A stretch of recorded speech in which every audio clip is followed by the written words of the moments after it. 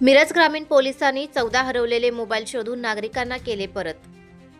मिरज ग्रामीण पोलीस ठाण्याच्या वतीने हरवलेले एकूण 14 मोबाईल फोन शोधून संबंधित नागरिकांना परत करण्यात आले. या मोबाईलची एकूण अंदाजे किंमत 2,35,000 रुपये असल्याची माहिती पोलिसांनी प्रसिद्धी पत्रकाद्वारे दिली.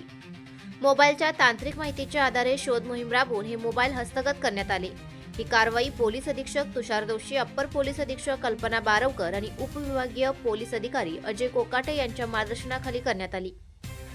या मोहिमेत मिरज ग्रामीण पोलीस ठाण्याचे पोलीस निरीक्षक सोमनाथ वाघ यांच्या नेतृत्वाखाली पोलीस कॉन्स्टेबल वसंत कांबळे यांनी महत्त्वाची भूमिका बजावली.